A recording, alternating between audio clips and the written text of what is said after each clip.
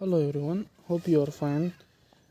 आज हम एक चैप्टर के एमसीक्यूज़ करेंगे। बहुत ही कॉमन एमसीक्यूज़ है जिसका नाम है फोर्स एंड मोशन। ये एमसीक्यूज़ ईटा, यूएचएस और ये नम्स वगैरह जो टेस्ट होते हैं, डी टेस्ट, इसमें बहुत रिपीट होते हैं। तो हम इसको सॉल्व करने का मेथड जानेंगे। तो let's start. First MCQs is the numerical ratio of displacement to distance is always less than 1, always equal to 1, always more than 1।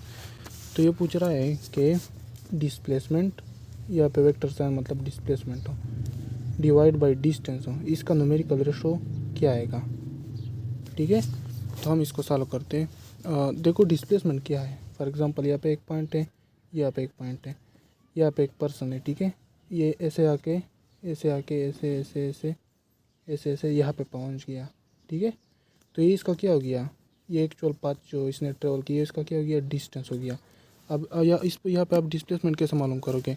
Displacement क्या है, डायरेक्ट डिस्टेंस, मतलब shortest distance, direct distance between two points. तो ये क्या हो गया, इसका displacement हो गया।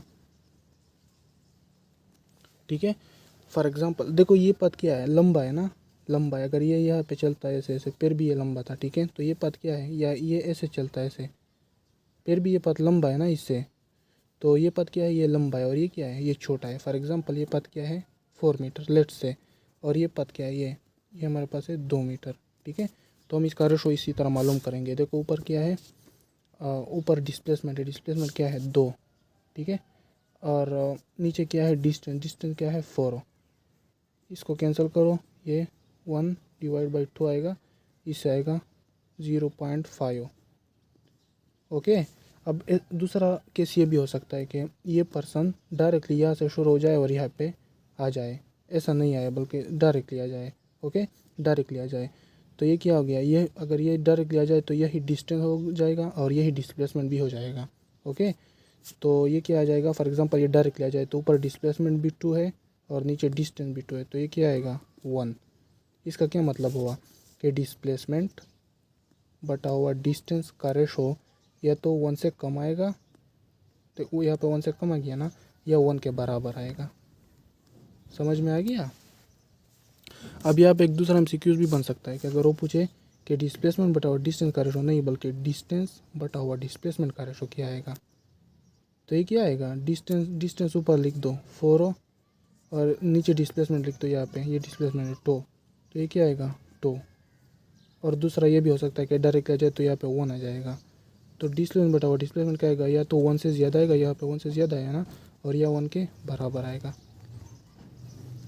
तो उसने क्या पूछा है, डिस्प्लेसमेंट बटा हुआ डिस्टेंस है, तो ये आंसर है। So the right answer is option D. Next is two bodies are dropped from different height h1 and h2। The ratio of the times taken by them to reach the ground will be. ये इसके option है। ठीक है, तो हम इसको solve करेंगे। देखो जब एमसीक्यूज में हाइट और टाइम का जिक्र आ जाए ना, इन दोनों का जिक्र आ जाए, तो आप कौन सा इक्वेशन यूज़ करेंगे, second equation of motion. S is equal to we I T plus half A T square. Okay, अब यहाँ पे ऊपर से फेंक रहा है बाल को ना, दो बाल्स को ऊपर से फेंका जा रहा है, मतलब नीचे। तो यहाँ पे एस की जगह आप क्या लिखते हैं, एस डिस्टेंस है ना, तो इसकी जगह आप हाइट लिख दो। ठीक है, अब जब ऊपर से ऐसे बॉल को आप पकड़ते हो और फेंकते हो तो इसका इनिशियल वेलोसिटी क्या होता है, 0 हो जाता है। तो यहाँ पे आप क्या 0 पुट कर दो, ये सारा टर्म क्या हो जाएगा, 0 हो जाएगा और ये बच जाएगा हाफ। और एक ही जगह आप क्या लिख सकते हो, जी लिख सकते हो। ठीक है, क्योंकि ऊपर से एक्सेलरेशन जी होता है ना। तो यहाँ पे आप जी लिख दो और टी स्क्वायर लिख दो। देखो ये चीज़ कांस्टेंट है। ठीक है, तो हाइट टी के साथ क्या है, डायरेक्टली प्रोपोर्शनल है टी के स्क्वायर के साथ। Height is directly proportional to square of time. Okay, तो हम इसका दो बाल्स है ना, तो दो बाल्सों के लिए इनका रेशो डिराइव करते हैं। हाइट 1, ठीक है, मतलब बाल 1 का हाइट हो, दूसरा हाइट 2 इज इक्वल टू ये हाइट 1 इसके साथ क्या है, डायरेक्टली प्रोपोर्शनल है। हाइट टी के साथ डायरेक्टली प्रोपोर्शनल स्क्वायर के साथ। तो हाइट 1 क्या होगा, टाइम 1 के स्क्वायर के साथ डायरेक्टली प्रोपोर्शनल होगा, टाइम 1 होल स्क्वायर बटा हुआ टाइम 2 होल स्क्वायर। अब ये क्वेश्चन में पूछ रहा है कि टाइम 1 बटा हुआ टाइम 2 का रेशो क्या होगा। तो इसको मालूम करने, इस पे स्क्वायर है तो इसको ख़त्म करने के लिए हम इसका अंडर रूट ले लेते हैं और इसका भी अंडर रूट ले लेते हैं। ये स्क्वायर क्या हो जाएगा, कैंसिल हो जाएगा, और क्या बच जाएगा, T1 बटा हुआ T two is equal to height 1 बटा हुआ हाइट टो। ये क्या आ जाएगा, इसका अंडर रूट आ जाएगा। ये क्या है, इसका आंसर है। तो the right option is option C, ये इसका ऑप्शन हो गया। Next is the distance covered by a body in time T starting from the rest is. ये बोल रहा है कि फॉर एग्जांपल यहाँ पे एक बॉडी है, फॉर एग्जांपल यहाँ पे एक कार है, ये पहले क्या है, रेस्ट में है। रेस्ट में क्या मतलब कि इनिशियल वेलोसिटी इसकी क्या है, 0 है। तो इसको मतलब ये जो डिस्टेंस कवर करेगा, ये जो डिस्टेंस है फॉर एग्जांपल ये कितने टाइम में, मतलब ये डिस्टेंस हो तो ये करेगा। इसके लिए आप कौन सा फार्मूला यूज़ करेंगे, एक सा फार्मूला कौन सा है जिसमें हाइट और डिस्टेंस दोनों हो। तो अभी मैंने बताया कि S is equal to we I T plus 1/2 A T square. Okay, तो देखो इनिशियल वेलोसिटी तो 0 है, ठीक है। जब रेस से स्टार्ट कराओ तो इनिशियल वेलोसिटी अब ये 0 पुट करें तो ये क्या हो जाएगा, 0 हो जाएगा। और ये बच जाएगा S is equal to half A T square. ये इसको आप ऐसे भी लिख सकते हो, A T square divided by 2 is equal to S. तो ऐसा ऑप्शन कौन सा है ऑप्शन में, the right option is option A is the right answer. Next is if the water falls from a dam into a turbine wheel 1 is 0.6 meter below, then the velocity of the water at the turbine is। ये पूछ रहा है कि for example यहाँ पे water है और यहाँ पे ये गिर रहे हैं, ओके। और यहाँ पे वो जो व्हील होता है ना जो इसको इलेक्ट्रिसिटी में चेंज करता है, यहाँ पे इस पे गिर रहा है। इसका क्या हाइट है, 1 is 0.6 मीटर इसका हाइट है। तो यहाँ पे वाटर की वेलोसिटी क्या होगी, फाइनल वेलोसिटी। ओके, तो देखो जब फॉल का लफ्ज़ आ जाए ना, फॉल का मतलब जब गिर जाए, ठीक है। तो आप यहाँ पे एक चीज़ को पकड़ रहे हो, इसको गिरा दो, तो ये इसका फॉल के दौरान इनिशियल वेलोसिटी क्या होता है, 0 होता है। और ये फाइनल वेलोसिटी मांग रहा है। जब वेलोसिटी और हाइट दोनों का जिक्र आ जाए ना, तो आप कौन सा इक्वेशन यूज़ करेंगे, third equation of motion. Third equation of motion क्या है, 2as is equal to V F square minus V I square. V I square क्या है, 0 है, ओके। और यहाँ पे एक ही जगह आप क्या पुट कर दो, ऊपर से गिरा है ना तो आप जी पुट कर दो, ठीक है। जब कोई चीज़ गिर रहा है तो उसका एक्सेलरेशन बेसिकली जी होता है। और एस की जगह आप एच पुट कर सकते हो, एस भी डिस्टेंस होता है ना, और हाइट भी डिस्टेंस होता है। तो 2GH is equal to V F square. हमें फाइनल वेलोसिटी मांगा जा रहा है ना, तो इसको स्क्वेयर को ख़त्म करने इसका अंडर रूट ले लो, इसका भी अंडर रूट ले लो, ये क्या हो जाएगा, कैंसिल हो जाएगा। तो ये हमारे पास बन जाएगा V F is equal to GH whole under root. अब यहाँ पे आप वैल्यू पुट कर दो, तो ये बन जाएगा V F is equal to g क्या है, जी इज इक्वल टू 9.8 और हाइट कितना दिया है, 1.6। तो जी की जगह आप इसको सिंप्लीफाई करने के लिए 9.8 की जगह 10 पुट कर दो, ओके, ताकि जो कैलकुलेशन में आसानी हो। और यहाँ पे 1.6 की जगह आप क्या पुट कर दो, 20 पुट कर दो है, ताकि कैलकुलेशन में आसानी हो जाए, ओके। ये क्या है, इसका अंडर रूट है। तो ये बन जाएगा, ये क्या 20 2 multiply by 10 20 multiply by 20 is equal to 400। ये बन जाएगा V F is equal to 400 whole under root. 400 का अगर अंडर रूट ले लो तो इसका क्या आ जाएगा, V F is equal to 20 metre पर सेकेंड। अब हमने ये असल वैल्यू तो 19.6 थी ना, और ये 9.8 थी, लेकिन हमने सिंप्लीफाई करने के लिए यहाँ पे ये पुट कर दिए, ठीक है, ताकि जल्दी जल्दी कैलकुलेशन हो जाए। तो ऐसा वैल्यू ढूंढो जो 20 के बिल्कुल करीब हो आंसर में। वो क्या है, सेकेंड ऑप्शन, बी ऑप्शन 19.6। ये हमारे पास क्या है, इसका आंसर है। Next is instantaneous and average velocity become equal when body has zero acceleration, has uniform acceleration, has variable acceleration, moves in a circle. इसको हम सॉल्व करते हैं। फॉर एग्जांपल यहाँ पे एक बॉडी है, ये फर्स्ट सेकंड में इसकी क्या वेलोसिटी है, 20 मीटर पर सेकंड। सेकंड में इसकी क्या वेलोसिटी है, सेकंड में इसका क्या वेलोसिटी है, ये भी 1 सेकंड में इसका क्या वेलोसिटी है, 20 मीटर पर सेकंड। इसी तरह इसमें भी इसका क्या वेलोसिटी है, 20 मीटर पर सेकंड। मतलब यूनिफॉर्म वेलोसिटी जा रहा है हर सेकंड में, ओके। हर सेकंड में क्या जा रहा है, यूनिफॉर्म वेलोसिटी के साथ जा रहा है। तो जो इंस्टेंट पे वेलोसिटी होते हैं ना, ये एक इंस्टेंट है, ठीक है। ये इसका क्या है, वी इंस्टेंटेनियस वेलोसिटी होता है। और अगर इन आप सारों को जमा करो ना और इस टाइम पे डिवाइड करो तो ये क्या है, वी एवरेज। तो ये बोल रहा है कि V instantaneous is equal to V average. ये कब होता है, इसका जवाब ये है कि ये तब होता है जब वेलोसिटी क्या होता है, कांस्टेंट होती है, वेलोसिटी यूनिफॉर्म होती है। तो यहाँ पे ये देखो यूनिफॉर्म वेलोसिटी है, यहाँ पे 20 है, यहाँ पे 20 है, यहाँ पे 20 है, 1 सेकंड। तो हम इसको या इस इंस्टेंट पर इसकी वेलोसिटी क्या है, 20 मीटर पर सेकंड। ओके, और इस अगर हम ये क्या है इंस्टेंटेनियस वेलोसिटी, एवरेज वेलोसिटी को मालूम करने के लिए हम क्या करेंगे, 20 सारों को जमा करो और टाइम पे डिवाइड करो, 20 + 20 + 20 मल्टीप्लाई बाई 1 + 1 + 1, ये सेकेंड है। तो ये क्या बन जाएगा, 60/3 इज इक्वल टू क्या बन जाएगा, 20।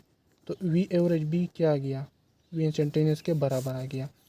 तो V average is equal to V instantaneous when the body is moving with the uniform velocity. लेकिन ऑप्शन में आप देख लो यूनिफॉर्म वेलोसिटी का ऑप्शन नहीं है। तो यूनिफॉर्म वेलोसिटी का क्या मतलब हुआ कि वेलोसिटी में चेंज नहीं आता, और जब वेलोसिटी में चेंज नहीं आता तो क्या होता है, एक्सेलरेशन क्या होता है, ज़ीरो होता है। तो इसमें आप ऐसा ऑप्शन ढूंढो जहाँ पे बोल रहा हो कि acceleration zero, that is first A option है, zero acceleration, this is the right option. Next is a ball of iron mass 1 kilogram is dropped from the top of a building. The ball reaches the ground in 5 seconds. What is the velocity in meter per second of the ball when it strike the ground? 150, 99, 49, 27, ये इसका option है। देखो ऊपर किस किस चीज़ का जिक्र है, एक तो टाइम का जिक्र है और दूसरा किसका जिक्र है, दूसरा हमारे पास वेलोसिटी मांग रहा है। मैंने आपको बोला कि अगर हाइट और वेलोसिटी का जिक्र हो तो क्या कौन सा इक्वेशन यूज़ करेंगे, थर्ड इक्वेशन यूज़ करेंगे। लेकिन अगर वेलोसिटी और टाइम का जिक्र हो तो कौन सा इक्वेशन यूज़ करेंगे, first equation of motion use करोगे। फर्स्ट इक्वेशन क्या है, V F is equal to we I plus A T. ऊपर आप क्वेश्चन देख लो, एम्बाला माइनस इज ड्रॉप्ड, ड्रॉप मतलब ऊपर से आपने छोड़ दिया, तो छोड़ दिया फॉर एग्जांपल यहाँ से आपने छोड़ दिया, तो छोड़ दिया तो क्या मतलब हुआ, ऐसा आपने पकड़ा था ऐसे छोड़ दिया, तो इनिशियल वेलोसिटी क्या हो गया, ज़ीरो हो गया। ओके, और यहाँ पे ये ग्राउंड तक आ गया, फॉर एग्जांपल यहाँ पे ग्राउंड तक आ गया कितने सेकंड में, time is equal to 5 second. तो यहाँ पे इसका फाइनल वेलोसिटी क्या होगा, तो आप यहाँ से आप मालूम कर सकते हो, v F is equal to we i क्या हो गया, वी आई तो ज़ीरो हो गया ना, ड्रॉप किया, तो यहाँ पे ये बच जाएगा, एक ही जगह आप क्या पुट कर दो, जी पुट कर दो, क्योंकि ऊपर से जब कोई चीज़ गिरता है तो जी आप लगाएंगे। तो यहाँ पे आप V F is equal to G T, G की वैल्यू क्या होती है, 9.8 होती है, लेकिन हम कैलकुलेशन ताकि जल्दी हो जाए इसके लिए हम इसको 10 लेते हैं, 10 मल्टीप्लाई बाई टाइम कितना है 5, तो ये क्या आएगा, V F is equal to 50 metre पर सेकेंड। तो आप ऐसा ऑप्शन चूज़ करो जो 50 के बिल्कुल करीब हो, that is option C, 49 metre पर सेकेंड स्क्वायर हो, 49 मीटर पर सेकेंड हो, ये स्क्वायर नहीं है, ये वेलोसिटी है, ठीक है। तो 49 मीटर पर second is the right option. Next is the acceleration of a free fall on a planet P is 1/6 of the acceleration of the free fall on Earth. The mass of the body on the planet is 30 kg. Its weight on planet is देखो ये पूछ रहा है कि for example एक planet है, okay, एक planet है अदर देन अर्थ। तो यहाँ पे जो एक्सेलरेशन है ना, एक्सेलरेशन ऑफ प्लेनेट हो, ये क्या है, अगर आप अर्थ के जो एक्सेलरेशन है ना उसको 6 से डिवाइड करें ना, इसका इतना एक्सेलरेशन है, बोल रहा है 1/6 of the acceleration of free fall on earth. और यहाँ पे जो बॉडी है इसका मास क्या है, मास भी बताया है 30 kg। तो ये बोल रहा है कि what is the weight, weight कितना होगा, तो हम इसका वेट मालूम करते हैं। देखो हमारा फार्मूला है हमारे पास, W is equal to M A, okay, लेकिन यहाँ पे आप एक किसकी ले लो, प्लेनेट की ले लो, तो यहाँ पे वही बन जाएगा W is equal to M, एक ही जगह आप क्या पुट कर दो, ये पुट कर दो, ये इसका वैल्यू है, तो ये हमारे पास G divided by 6।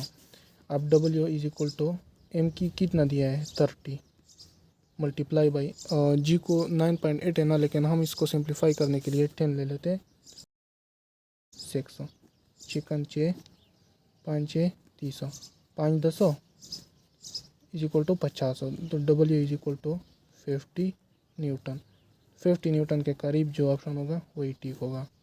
So the right option is B, 49। Next is a ball of mass 5 kilogram is dropped from height of 78.4 metre. The time taken by the ball to reach the ground is देखो मैंने आपको बताया कि जब time और height का जिक्र आ जाए तो आप कौन सा इक्वेशन यूज़ करेंगे, सेकंड इक्वेशन, वो भी मॉडिफाइड फॉर्म जो मैंने पहले डिराइव किया, height is equal to half GT square.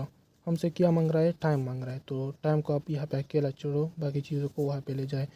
तो टू यहाँ पे मल्टीप्लाई, टू यहाँ पे सॉरी डिवाइड है, तो आप यहाँ पे मल्टीप्लाई कर दो 2HO, और यहाँ पे G क्या है, मल्टीप्लाइड है ना, तो यहाँ पे आप डिवाइड कर दो 2H divided by G is equal to T square. इसका भी आप अंडर रूट ले लो, इसका भी ले लो, ताकि स्क्वायर ख़त्म हो जाए, ये कैंसिल हो जाएगा। और ये हमारे पास फार्मूला है T is equal to 2HO divided by G। तो आप यहाँ पे वैल्यू पुट कर दो। तो हाइट कितना दिया है, 78.4 दिया है, लेकिन हम इसको सिंप्लीफाई करने के लिए लेट से 80 ले लेते हैं, और G को हम 10 ले लेते हैं अंडर रूट। ये क्या हो जाएगा, कैंसल, 8 दूने 16, T is equal to 16 under root is equal to 4 second. तो ये हमारे पास क्या है, इसका आंसर है। So the right option is option B. ये जो मास का जिक्र होना है बेसिकली ये आपको कंफ्यूज करने के लिए होता है, ठीक है, तो इससे आपने कंफ्यूज नहीं होना है, ये आपको सिर्फ कंफ्यूज करने के लिए MCQs में दिया जाता है। Next is the slope of velocity time graph is called as velocity acceleration position vector momentum.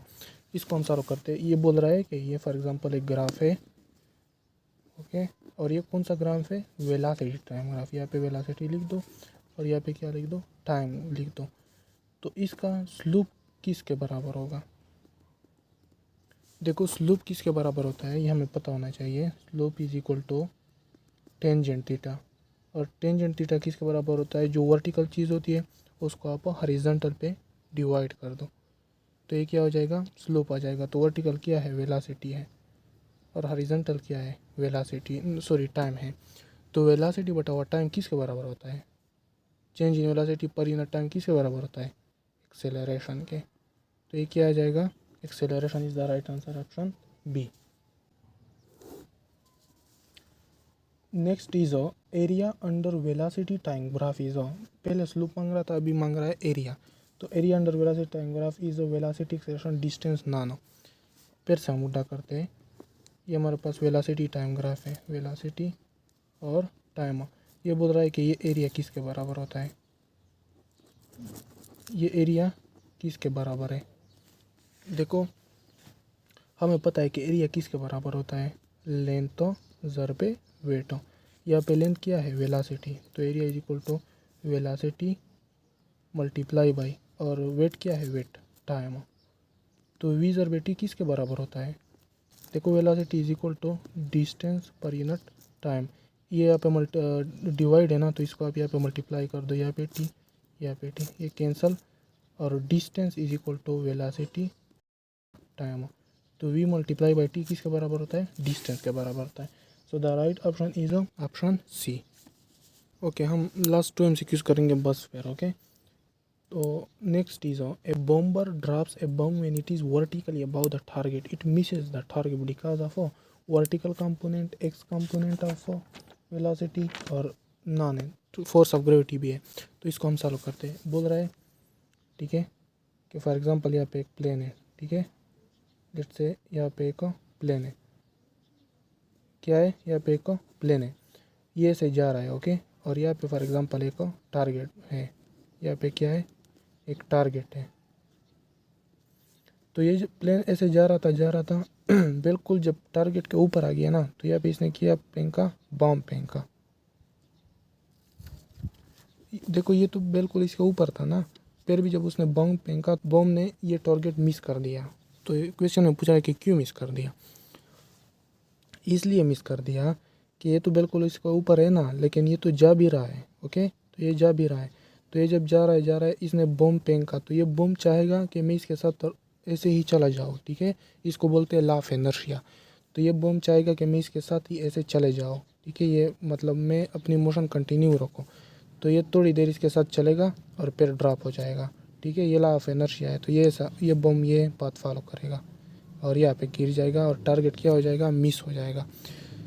तो वर्टिकल कंपोनेंट तो बिल्कुल ठीक था ना, कौन सा कंपोनेंट की वजह से ये बम मिस हो गया, एक्स कंपोनेंट हो या horizontal component. So the right option is due to x component of velocity of bomber. तो right option is C option. Next is light and heavy body have equal kinetic energy, which one has the greater momentum. देखो ये एक formula से solve करेंगे इसको हम, ठीक है, मैंने फार्मूला पिछले वीडियो में शायद डिराइव भी किया था। कि P is equal to 2m kinetic energy, ये फार्मूला होता है, ठीक है। काइनेटिक एनर्जी मोमेंटम के दरमियान रिलेशन का ये फार्मूला है। तो P is directly proportional to kinetic energy and P is also directly proportional to mass. इसका साथ हमारा कोई ताल्लुक नहीं है, ठीक है, क्योंकि काइनेटिक एनर्जी नहीं दिया है, मास मांग रहा है। तो मास के साथ क्या है, डायरेक्टली प्रोपोर्शनल है अगर काइनेटिक एनर्जी को आपस सेम रखोगे। ओके, तो ये बोल रहा है कि light and heavy body have equal kinetic energy, which one have greater momentum. तो ये क्या मतलब डायरेक्टली प्रोपोर्शनल है ना, तो जिसका मास ज़्यादा है उसका मोमेंटम ज़्यादा होगा। किसका मास ज़्यादा है, हैवी बॉडी का मास ज़्यादा होता है। ओके, तो मोमेंटम भी किसका ज़्यादा होगा, हैवी बॉडी का ज़्यादा होगा। So the right option is option A, heavy body. Next is ये लास्ट MCQs है। ओके, फिर बस when we kick a stone we get hurt, it happens due to. देखो न्यूटन थर्ड लॉ बोलता है ना कि अगर आप किसी चीज़ पे ऐसे फोर्स लगाएंगे ना, ओके, तो ये भी आप पे फोर्स लगाएगा, ज़रूर लगाएगा, और सेम मैग्नीट्यूड का फोर्स लगाएगा। इसको हम रिएक्शन फोर्स बोलते हैं। आप जितना ज़्यादा इस पर फोर्स लगाएंगे ना, इतना जितना ज़ोर से मारेंगे इतना ही आपको भी ज़ोर से फोर्स लगाएगा।